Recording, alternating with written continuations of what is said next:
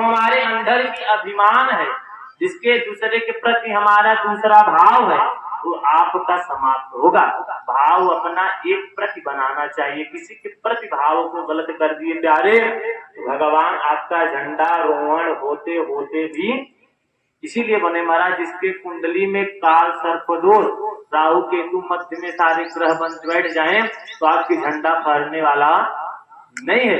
इसलिए महाराज जब भी कथा सुनो, भाव सुनो, किसी के प्रति आप किसी भी अपने मन में बैठा कर कथा को मत सुनो कि फलाने चीज हमारे बहुत दुश्मन है, हमारे बीच में आकर कथा सुनेंगे तो मैं तो उठूंगा और चला जाऊंगा, ऐसो मन में कभी लेना नहीं चाहिए। तो भगवान यही कहते, जब शरीर जाता है परमात्मा के पास आपके दिए हुए कर्मों को पूछता रहता है और नहीं बताते हो तो वह दंडित करते हुए, जैसे गाय को हम लोग मारते हुए लेकर जाते हैं चराने, वैसे आपको ऐसे रेती पे, ऐसे अग्नि में, ऐसे हवा, ऐसे भगवान सूर्य नारायण की तापमान आपके ऊपर रहेगा और आपको लेकर जाता रहेगा, चलाते रहोगे। वहां पे कोई काम आने वाला नहीं महाराज, चोट भी लग जाएगा तो डॉक्टर मिलने वाले नहीं। अब ऐसा तो कोई नियम तो नहीं है कि भगवान के पास उसी के भेज दिया जाए, साथ में चले जाओ, तो ऐसा कोई नियम नहीं। भगवान तो कोई कुरियर सिस्टम तो बनाए नहीं है भेजा जाए, फोन द्वारा चला जाए, महाराज यह भगवान नहीं बनाए। इसीलिए भगवान कहते हैं आपके दिए हुए संचित कर्मों जो है वही आपका जाते समय पुण्य और पाप जाएगा प्यारे, और कुछ जाने वाला नहीं है। जो आप कर्म किए रहोगे कर्म ही आपके साथ जाएगा। जब आप अपने हाथ से कर्म नहीं बना पाए तो दूसरे का विलासा क्यों कर, पुत्र का विलासा क्यों कर। तो यही अपना भाव बना के अपना कर्म स्वयं व्यक्ति बनाता है। भोजन अपने लिए खाता है, दूसरे के लिए नहीं खाता है। तो जैसे भोजन अपने लिए खाते हुए अपने लिए ही दान भी करो। जब दान करोगे तो भगवान आपके ऊपर कृपा बड़ा रहेगा। इसलिए गरुड़ पुराण में ये भी बताएं, जो दान नहीं देता है किस योनि में जाता है।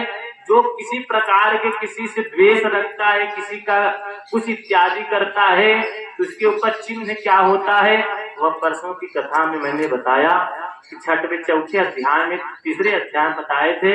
जो ब्राह्मण संत गुरु किसी के विवाह इत्यादि तोड़ा देता है, किसी से झूठ बोल देता है, किसी को विष देने के लिए हर उत्कृष्टा करता है।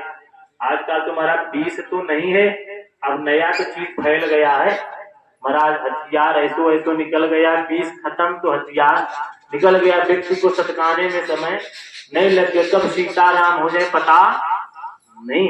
तो महाराज यही हमारा कर्म है।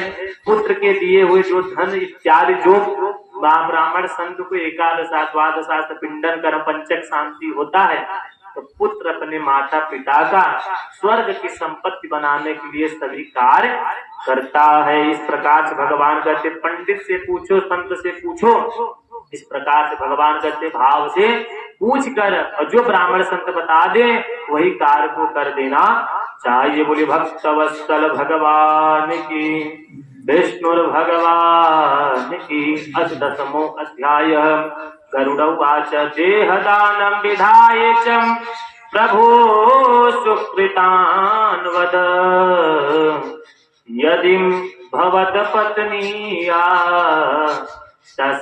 तस्यासां महिमं वद। सती यद पत्नी ना, सती किसकी पत्नी थी महाराज? शंकर की पत्नी थी। वह अपने पति का जो अपमान देखकर अपने शरीर को त्याग दिया।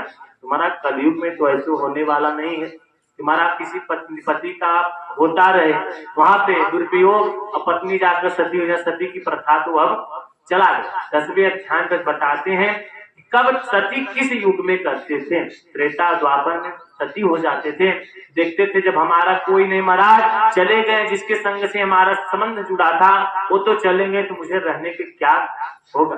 भगवान दक्ष, भगवान शंकर के ससुर जो थे दक्ष, उन्होंने अपने दामाद का दुरुपयोग किया, अभिमान किया। जिसको हमारा सीट मिलता है पहले तो घमंड आ जाता है, थोड़ा गद्दी सीट मोटा रहता है ना, बैठने के बाद तो पता चलता है अब मैं सीट पे बैठ गया हूं, तो अभिमान जल्दी से अंदर आ जाएगा।